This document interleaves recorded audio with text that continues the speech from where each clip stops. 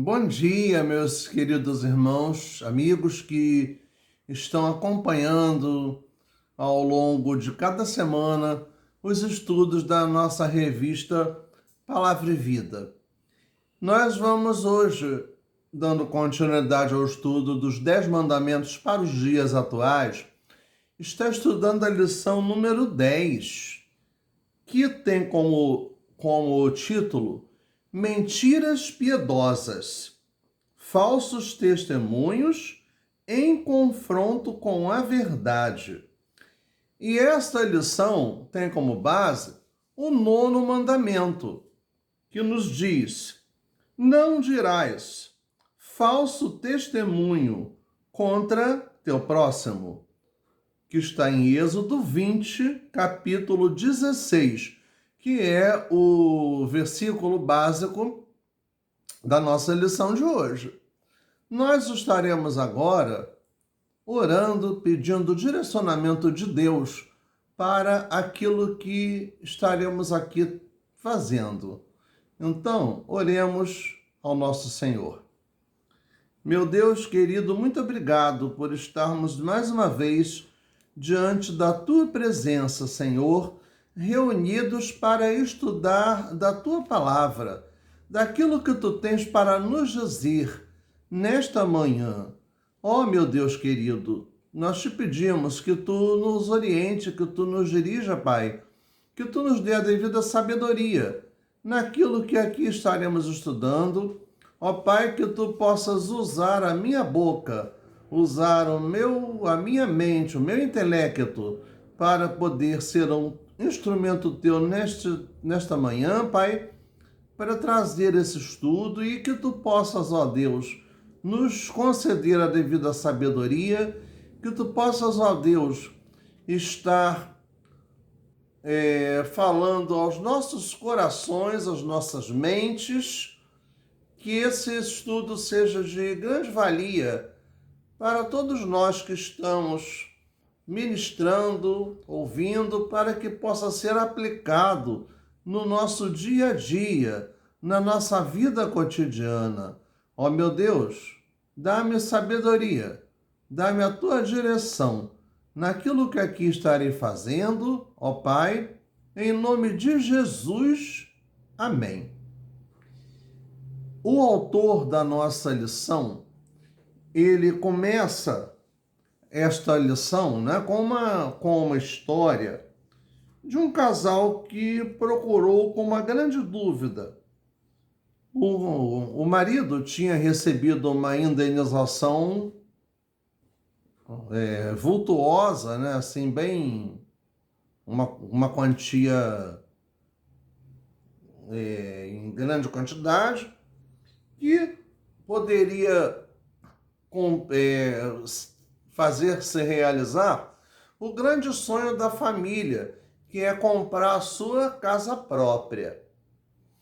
Porém, se estivessem dando o dízimo deste valor recebido, dessa indenização, eles estariam desinteirando o valor que teriam que pagar para a compra da sua casa própria. Então eles ficaram numa situação entre a cruz e a espada. Ou eles satisfariam uma necessidade da família, ou eles cumpririam a sua fidelidade ao Senhor em devolver a Deus aquilo que lhe pertence, que é o dízimo. Nesse meio tempo, o que seria o mau testemunho? Diriam para a congregação que o valor da indenização foi menor, sairiam da igreja para não entregar o dízimo, ou simplesmente optariam pela verdade, devolveriam o dízimo e ficariam sem a casa tão sonhada, casa própria tão sonhada. Bem, há várias opiniões a respeito desta situação. Não me deterei aqui em julgar a situação desse casal, como também não nos cabe julgar os outros nas suas atitudes. Mas disse aqui o pastor nessa ilustração de que a situação desse casal se assemelhava muito à história de Ananias e Safira, relatada no livro de Atos, capítulo 5, de 1 a 11, onde eles, na verdade, eles não receberam para comprar um imóvel, eles venderam as suas propriedades para poder dar à igreja primitiva, que era uma prática comum na igreja primitiva.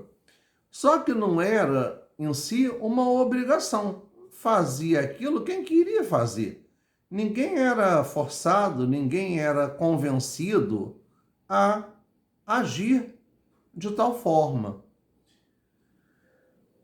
Já que Ananias venderam a sua terra e deram um falso testemunho, uma mentira. Eles deram um valor menor e disseram que aquilo era o valor pelo qual eles venderam. Eles não precisavam mentir. E essa mentira de Ananias e Safira foi revelada pelo Espírito de Deus a Pedro. E ele os repreendeu, dizendo que eles não tinham obrigação de dar tudo. Mas eles pecaram em dar apenas uma parte, alegando que era tudo o que possuíam. O pecado não foi ter deixado de dar tudo, mas sim de ter mentido à congregação, dizendo que tinham dado tudo. E as mentiras, por menores que sejam, por mais simples que sejam, elas constituem-se em falsos testemunhos. A mentira não vem de Deus. Nós temos plena consciência desse fato. Vemos também o seguinte, de que dentro dos contextos que a gente vive hoje, embora muitos pensem que o nono mandamento tem sua conotação e aplicação aos contextos jurídicos, onde uma testemunha tem a obrigação de dar informação sobre o seu próximo, o falso testemunho tem a ver com as relações sociais. O intuito de Deus é claro, que a verdade seja sempre dita. Bem, e o que a gente vê hoje? Na sociedade que nós vivemos, as pessoas se habituaram a dizer falsos testemunhos como uma forma de mentira piedosa. Então, se alguém está com uma veste inadequada, não diz que a pessoa não está usando aquela veste inadequada. Diz, por exemplo, amiga, amei o seu visual, quando na verdade não amou coisa nenhuma. Aquilo é uma mentira, uma falsidade. Ou quem sabe ao visitar uma família amiga, no almoço a comida está salgada ou temperada, ou não está como se esperava que estivesse, e diz que a comida está deliciosa, ou estava deliciosa, quando na verdade a pessoa não gostou. Mas para se tornar agradável, disse que estava deliciosa, então o que aconteceu? Falou uma mentira, uma inverdade. Por outro lado, quando se diz a verdade, afirmar que a pessoa está mal vestida ou tem um péssimo gosto, ou dizer a verdade sobre o exagero do sal em uma refeição, pode agredir a quem amamos. Então são duas situações, ou você mente, ou você fala a verdade e se torna agressivo, mal educado. Então ficamos com os falsos testemunhos com as mentiras piedosas ou com a verdade? A escolha é nossa.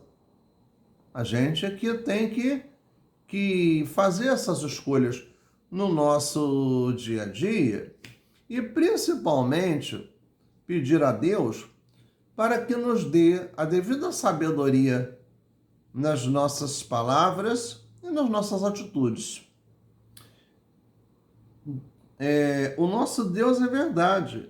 E como dizemos no cântico, em espírito e em verdade te adoramos,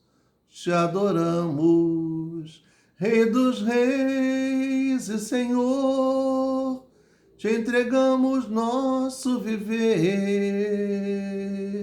Rei dos reis e Senhor, te entregamos nosso viver, para te adorar, ó Rei dos reis.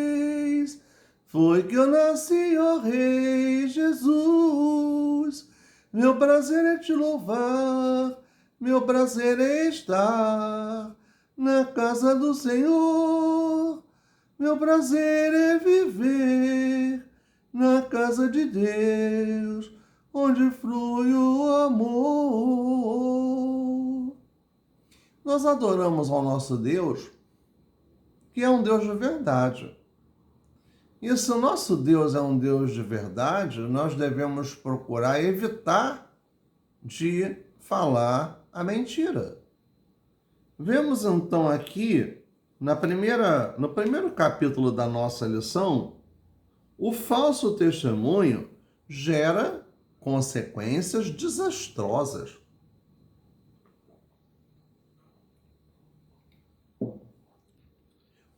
Nos diz o seguinte: o Código Penal brasileiro, em seu artigo 342, diz que há uma punição de 1 a 3 anos de reclusão aos que levantam falso testemunho. Reclusão é a pena mais grave em que a pessoa fica realmente presa, detida, sem poder de liberdade. O sistema jurídico hebraico era baseado no testemunho, na lei, né? Um falso testemunho poderia matar.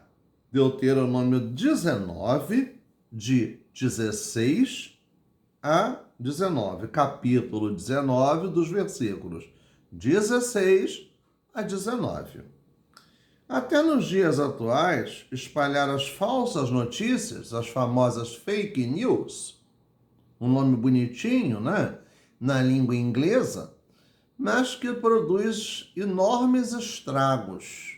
Produz e vem produzindo enormes estragos, porque é uma situação atual, cotidiana, do nosso dia a dia. E dar falsos testemunhos ainda é um pecado contra não apenas a nação, mas ao próprio Deus. Êxodo 23, 1 fala sobre isso.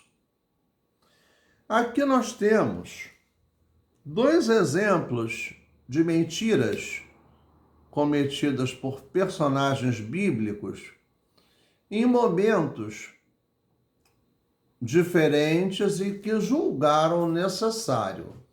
Não queremos colocar aqui que Deus aprove que nós mentamos, que a gente fale mentira. Mas ali foram circunstâncias que levaram Abraão e Sara e depois seu descendente, seu filho Isaque, a agir dessa forma. Em dois momentos, em Gênesis 12, de 10 a 20, perante o rei do Egito, perante Faraó, e em Gênesis 20, de 1 a 18, perante Abimeleque, o rei em Gerar, um reino daquela época. Abraão e Sara mentiram dizendo que eles eram irmãos. Na verdade, uma meia mentira ou uma meia verdade, porque eles tinham o mesmo pai, mas não a mesma mãe. Mas ali eles estavam na condição de marido e mulher, não de irmãos. Então é claro que nesse ponto eles cometeram uma inverdade ou uma mentira. Isaac, o filho de Abraão e Sara, aprendeu que as mentiras técnicas funcionam em meio às tribulações relacionais, pois ele introduziu a Rebeca, que não era meia-irmã, a lançar um falso testemunho de grau de parentesco ao rei. Isso está em Gênesis 26, de 1 a 11. São exemplos bíblicos como este que devemos pedir a Deus que nos livre deste mal. Usar meias-verdades, falsos testemunhos para sobreviver os dias maus tem sido péssimo exemplo desta sociedade. Desta sociedade que a gente está vivendo. Eles lá na antiguidade estavam cometendo isso. E hoje as pessoas estão agindo dessa forma também. E de uma forma desordenada, descabida, estão agindo desse jeito. Devemos orar antes das crises e não apenas quando o embaraço chegar.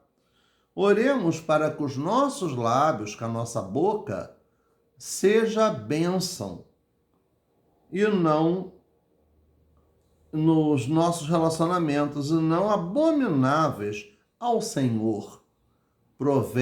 Provérbios 12, versículo 22. Pois as consequências dos que optam por falsos testemunhos sobre si e sobre o seu próximo podem ter implicações gravíssimas.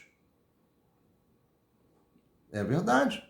Nós temos aí julgamentos famosos, outros não famosos, em que há inúmeros falsos testemunhos, com o objetivo de ou incriminar ou absolver o réu, quando se testemunha como verdade aquilo que não é verdade.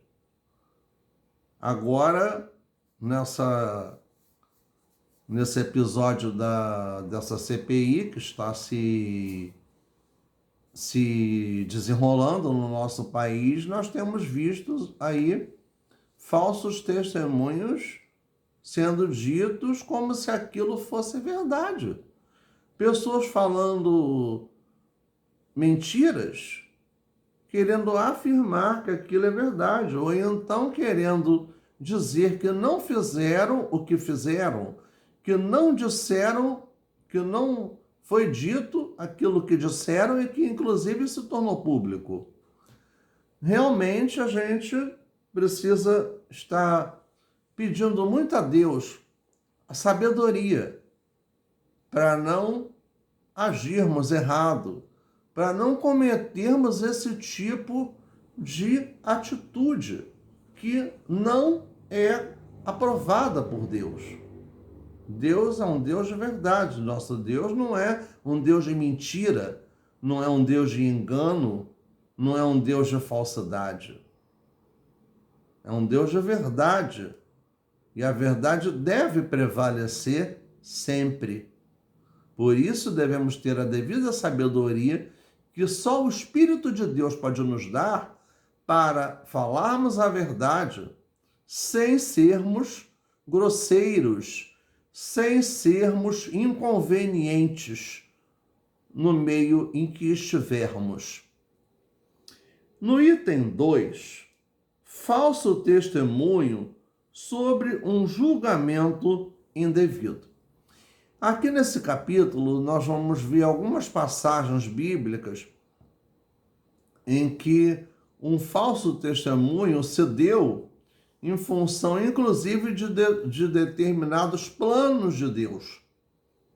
Mas não vamos querer achar que isso seja uma coisa generalizada.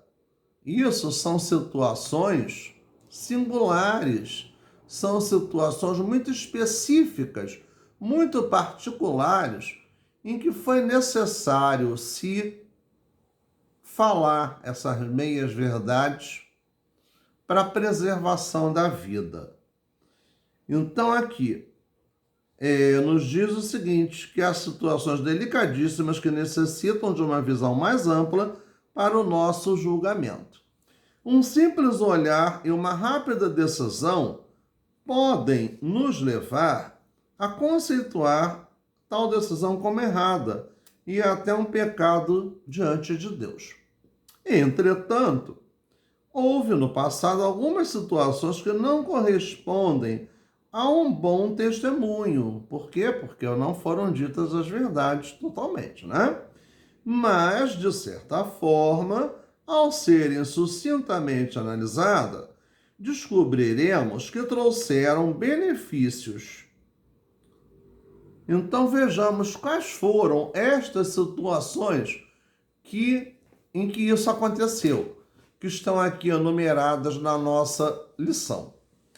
A primeira delas diz de quando Faraó ordenou que as parteiras matassem todos os filhos de sexo masculino dos hebreus que nascessem, que está lá em Êxodo 1, capítulo 1, de 16 a 21.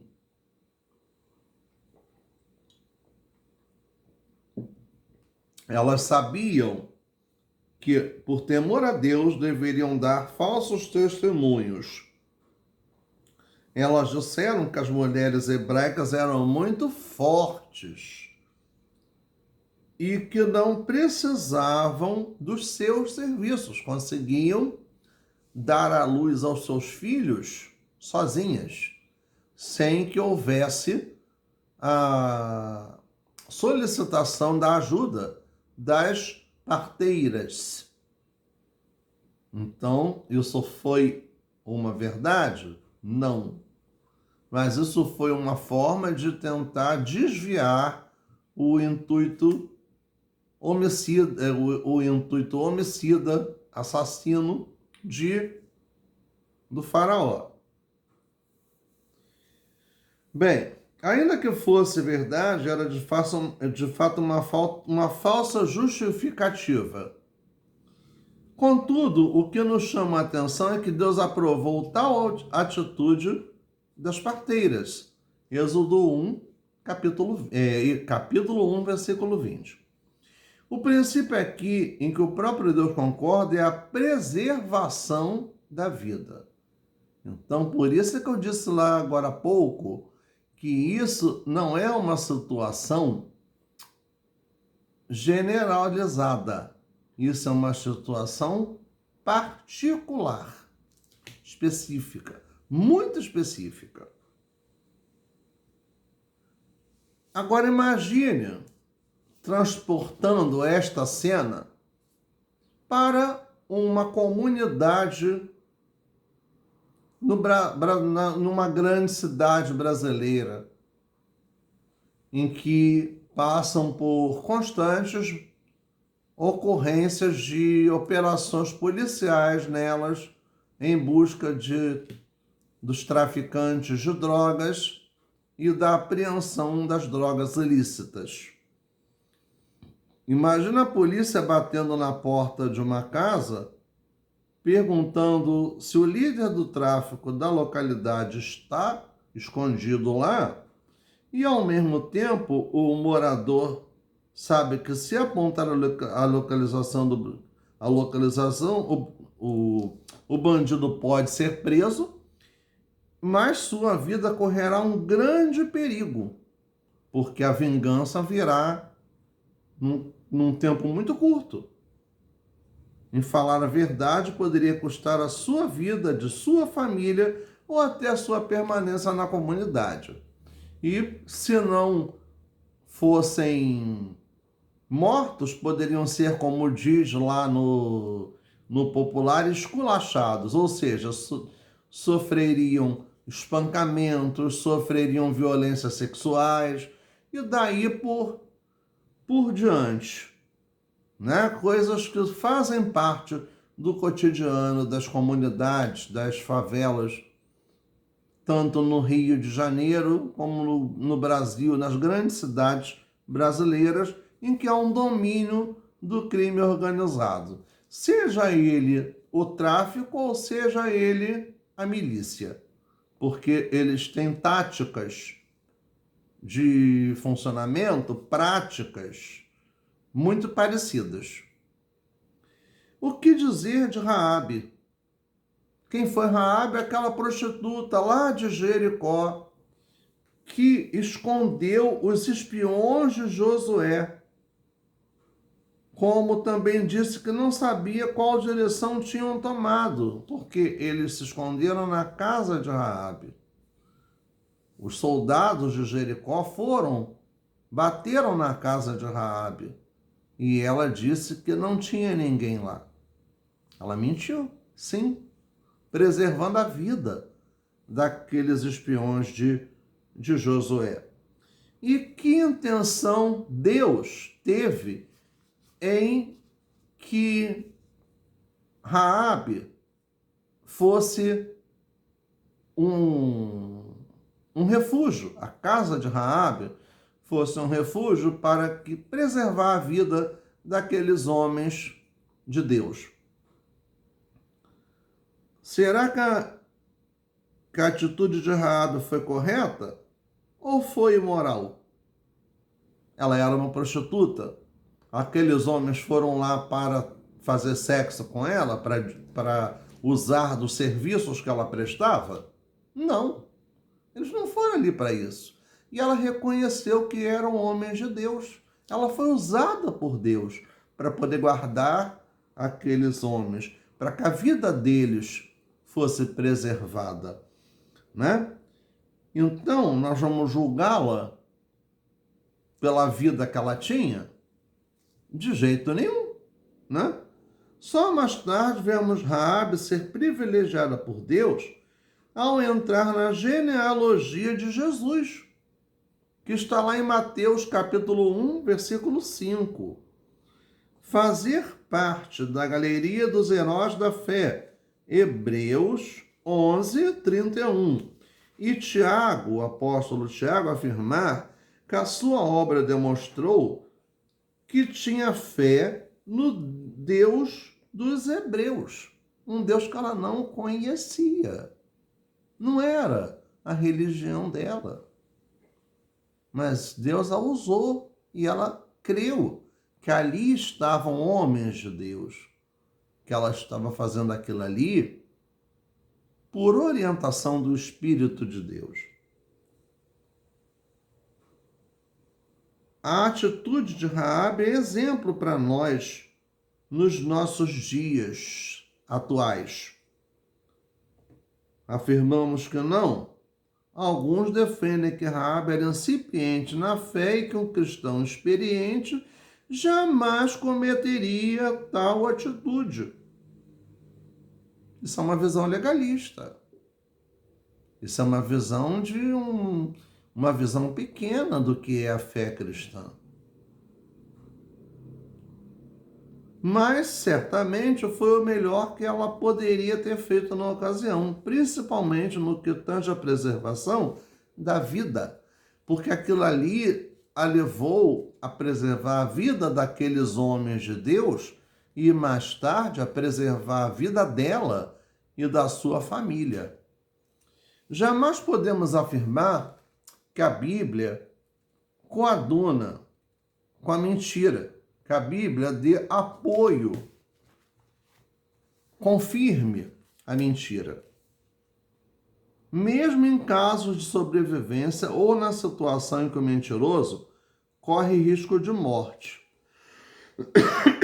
Entretanto, devemos observar com cuidado cada caso e nunca prejulgar antes de uma análise completa, ampla, pois possivelmente iremos incorrer em uma situação de falso testemunho daquele que apenas está lutando para sobreviver e obedecendo a Deus acima de tudo.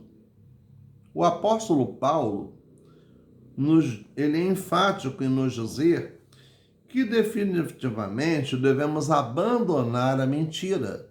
Lá na carta aos Efésios, capítulo 4, versículo 25. Jesus diz que a palavra do discípulo sempre deve ser sim, sim, não, não. Nós devemos ter firmeza naquilo que nós dizemos, naquilo que cremos, nas nossas palavras, nas nossas atitudes, no nosso testemunho, né? E qualquer afirmação além disso vem do maligno. Mateus 5:37. Portanto, se for para pré-julgar, ainda que seja uma meia-verdade ou um falso testemunho, antes façamos o julgamento de nós mesmos. Mateus 7, de 1 a 5, e João 8, de 3 a 11, falam sobre isso. Nós não somos juiz de ninguém. Nós não temos o poder de julgar as pessoas. Quem julga é Deus. Porque nós também temos nossos erros. Nós somos pecadores também. Então nós temos que, primeiro, antes de olhar para o erro de alguém, nós temos que enxergar o nosso próprio erro e desenvolver uma autoanálise e nos arrepender e pedir perdão dos nossos pecados a Deus. Que Deus nos perdoa. Deus nos perdoa se nós tivermos um coração contrito, um coração arrependido, se estivermos agindo de forma verdadeira. Aí no item 3, falso testemunho em rota de colisão com os princípios de Deus. Ora, aí nós vamos ver situações muito comuns no nosso dia a dia. Então vejamos a essa conclusão que o autor dessa lição, o pastor Romilton Lourenço, colocou aqui. Se a mentira é filha do diabo, a fofoca é a neta do maligno. A sociedade atual dá muito mais atenção às fofocas da mídia do que às verdades da Bíblia. Então aí entra em cena as famosas fake news. Fake news, falsas notícias. Fake news. E muitas dessas fake news são acolhidas por muita gente como se aquilo fosse verdade. Há quem obedeça, a quem creia cegamente, sem questionamentos, a essas fake news. E as fake news são a fofoca virtual. Né? A fofoca virtual porque ela circula pelas redes e pelas mídias sociais, usando os recursos da tecnologia. É a famosa fofoca, a velha fofoca, sendo veiculada de uma forma exponencial. Ou seja, numa velocidade muito grande, não é dizer nem multiplicada, exponencial. É quando se potencializa. É uma expressão da matemática que eu sempre uso nas nossas aulas presenciais quando estamos em períodos normais, né? Os irmãos que são da nossa classe devem lembrar-se dessas palavras.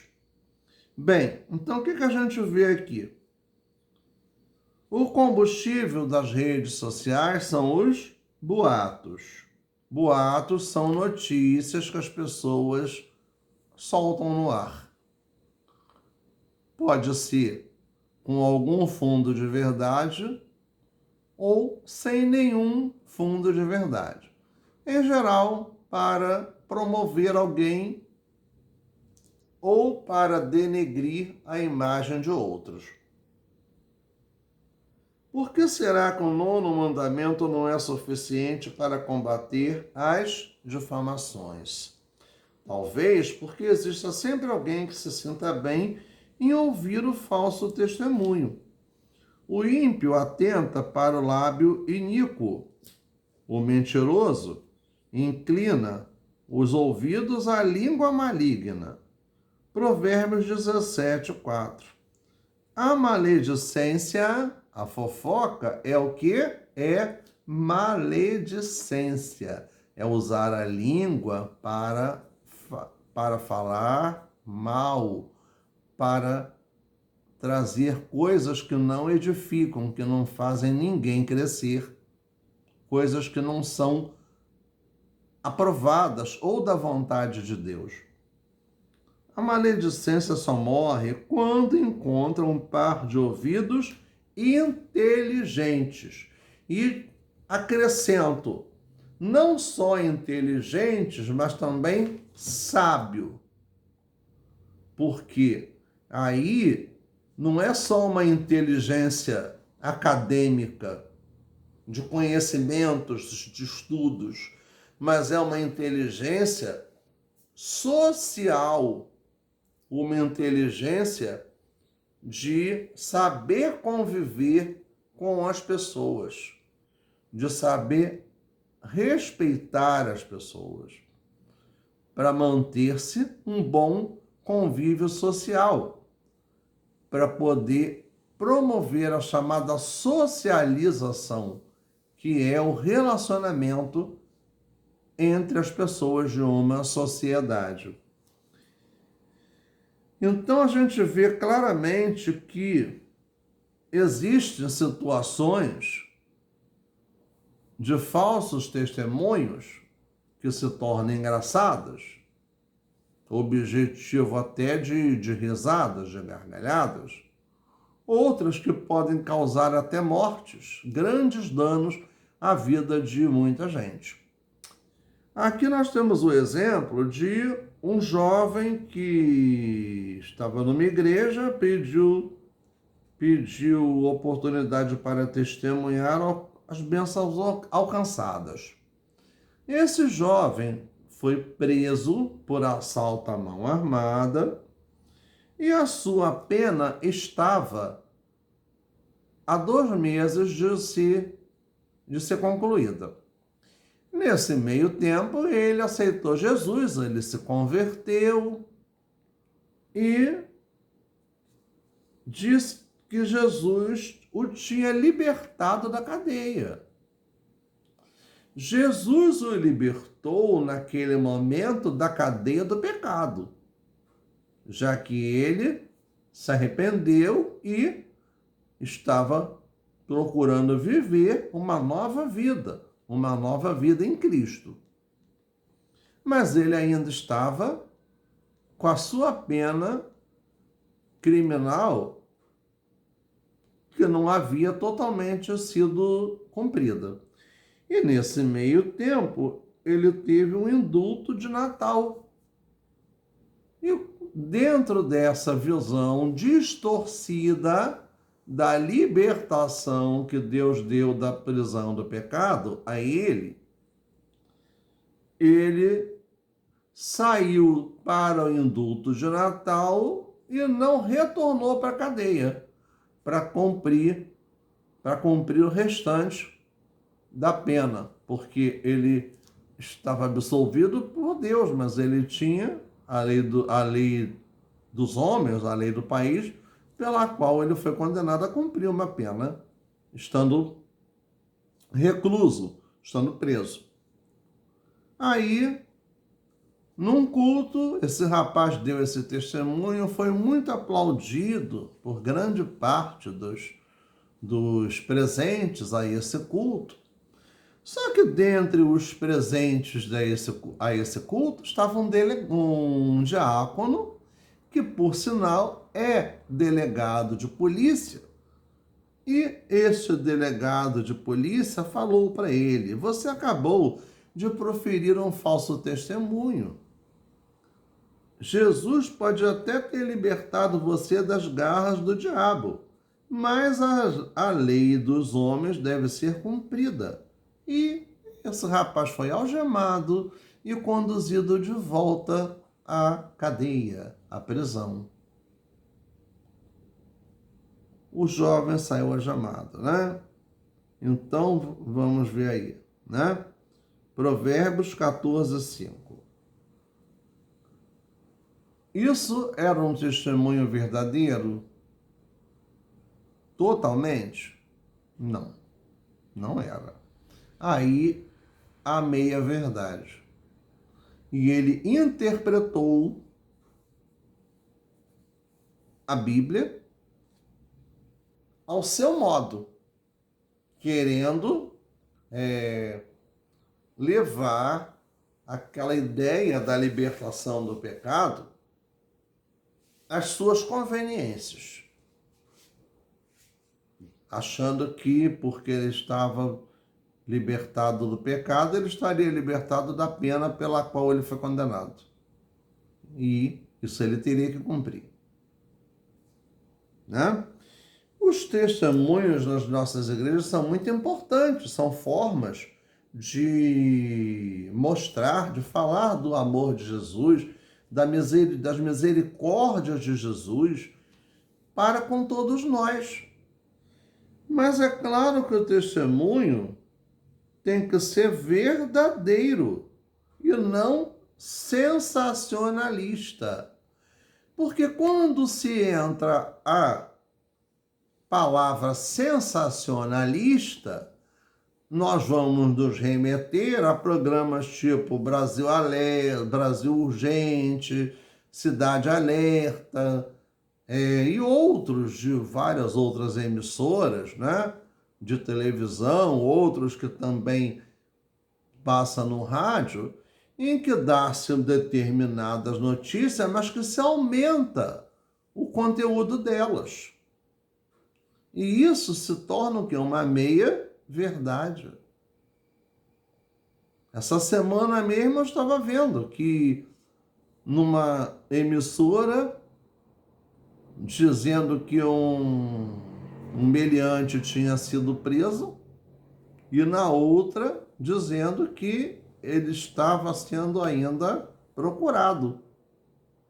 E aqui dizendo que estava sendo procurado, lembrando que outra emissora falou que ele tinha sido preso. Justamente esses dois programas. Uma situação acontecendo no Brasil Urgente, outra no Cidade Alerta. São programas sensacionalistas do mesmo formato, porém em emissoras diferentes, e eles disputam a audiência do público naquele horário. Então, o que a gente vê? A gente precisa falar para pegar o evangelho, dando um testemunho, mas dando um testemunho verdadeiro, por completo. Não é uma meia-verdade.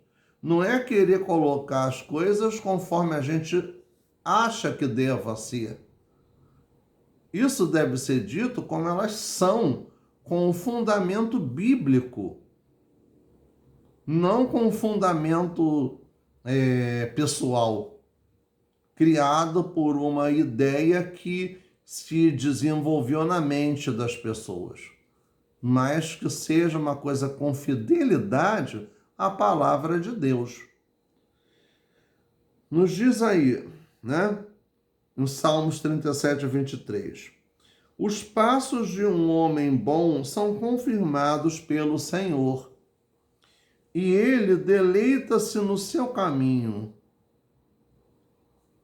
Ou seja, é possível que alguém diga ao nos ver passar: ali vai um homem de Deus. Ali está uma mulher abençoada por Deus. Quando nós mostramos isso, nós não precisamos falar, porque as pessoas percebem, notam quem nós somos, o que nós fazemos. A nossa vida fala muito alto. A nossa vida, numa situação dessas, é o nosso testemunho. E um testemunho verdadeiro. Mas se as palavras forem necessárias para testemunhar o que Deus é capaz de fazer por nós, digamos com o apóstolo Paulo que o Senhor é testemunha da verdade com que anunciamos o reino de Deus. Aonde está isso? Na primeira carta aos Tessalonicenses, capítulo 2, do versículo 3 ao versículo 5. A sociedade atual tem uma enorme dificuldade em manter a verdade acima de tudo e de proferir um bom testemunho. A mentira, infelizmente, tornou-se um lugar comum na nossa sociedade, sim, e na vida de muita gente. Mas ela não pode ser um lugar comum na nossa vida, de nós que decidimos seguir ao Senhor Jesus, que nos intitulamos cristãos. A nossa vida tem que ser uma vida de verdade, uma vida de fé, uma vida de um bom testemunho, de um testemunho real, verdadeiro. Como nos diz lá no hino 304, é mistério para ser um vaso de bênção. É necessário uma vida real, uma vida de fé e pureza revestida do amor divinal. Faze-me vaso de bênção, Senhor, vaso que leve a mensagem de amor. Eis-me submisso para teu serviço, tudo consagro-te. Agora, Senhor. Né? Esses versos do hino Um Vaso de Bênçãos, o hino 304 do cantor cristão, ilustram de uma forma muito clara, muito bem definida, como que nós devemos agir, o que nós devemos fazer. Né? A sociedade tem uma enorme dificuldade em manter a verdade acima de tudo e dar um bom testemunho. Somente os seguidores de Cristo conseguem entender o 9º mandamento. Dar testemunho verdadeiro é saber que seremos encontrados no caminho da salvação. Afinal, ele é o caminho, a verdade e a vida.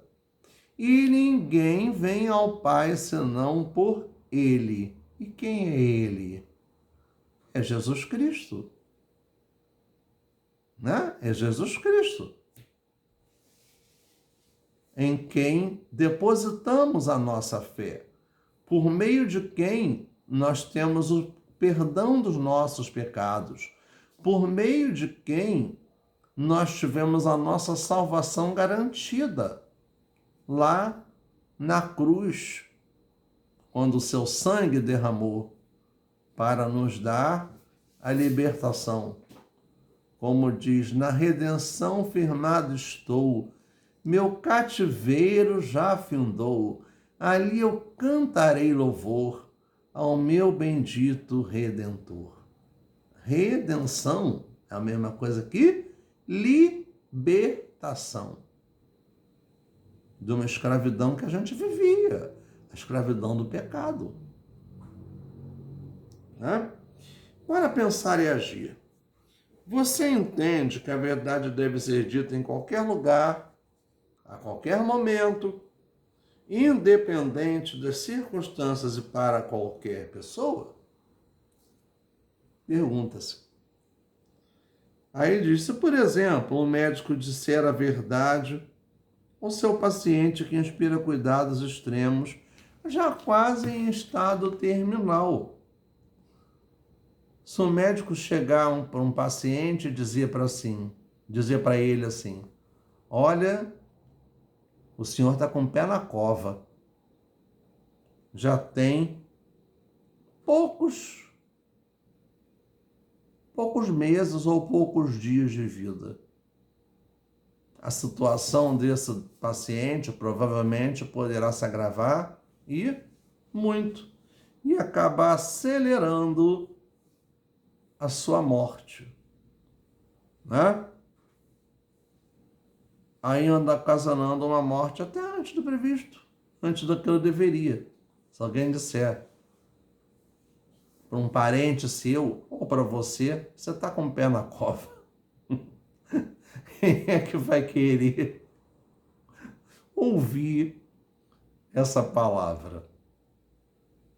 E a gente sabe, quando nós não estamos bem, quando temos um familiar nosso que está realmente à beira da morte, nós sabemos que vai acontecer. Inclusive, diante do sofrimento que esteja passando, a nossa oração, em grande parte, é que Deus alivie aqueles sofrimentos. Eu passei essa situação com a minha mãe. O que seria mais prático? Ver o término daquele sofrimento ou deixá-la viver uma vida sem sentido, sem ter consciência, sofrendo, precisando totalmente de ter pessoas ao seu lado durante 24 horas, sem noção de nada, sem saber de nada, com a sua saúde física e mental abalada? O que seria então mais viável? Eu tenho essa visão.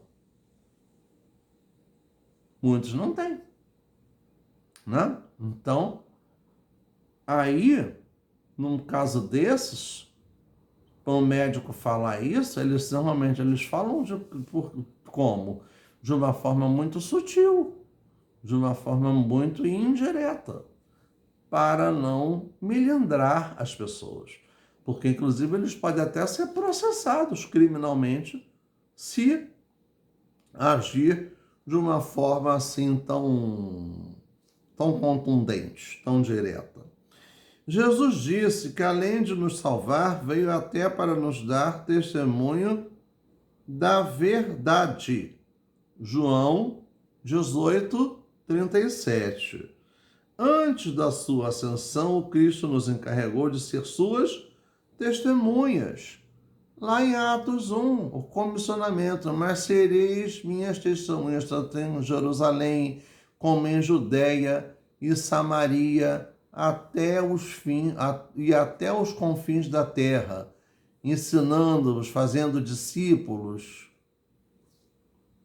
né? O grande comissionamento que Jesus deixou para a sua igreja. Estamos, de fato, exercendo esse comissionamento. O testemunho da igreja atual tem sido verdadeiro? Não é para respondermos, não. Isso é coisa para a gente questionar, pensar, porque a igreja somos nós, e isso tem que começar por nós. Não é, porque fulano está dando mal de testemunho. Você também está dando, porque você está falando mal dos outros. Não é só aquela pessoa que está errando, não. Você também está. Então, faça a sua autoanálise. Veja que você também erra e que você tem que se arrepender dos seus pecados e pedir perdão a Deus para te dar sabedoria, para não ficar julgando os outros. Mas antes de fazer isso, de fazer uma autoanálise, um julgamento próprio, uma situação, uma introspecção da sua vida. Ainda existem falsos testemunhos como os de Ananias e Safira em nossa igreja, em nossas igrejas? São raros os cristãos que anunciam a verdade? São questionamentos.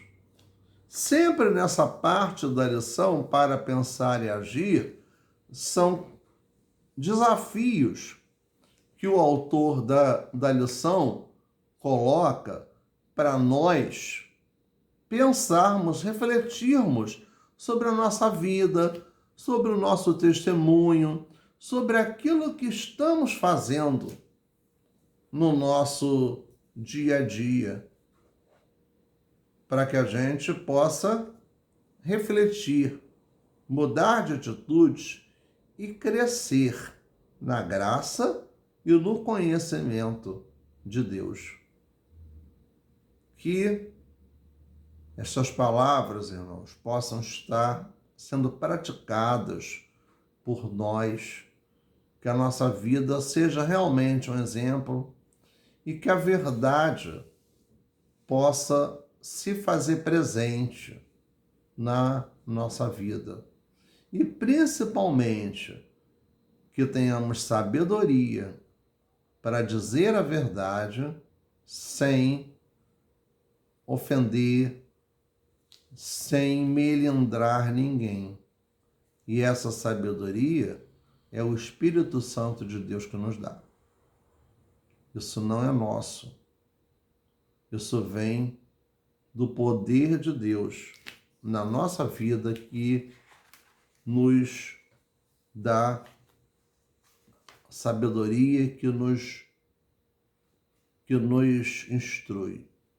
Como diz: Espírito de Deus, venho te adorar, grande é a tua majestade.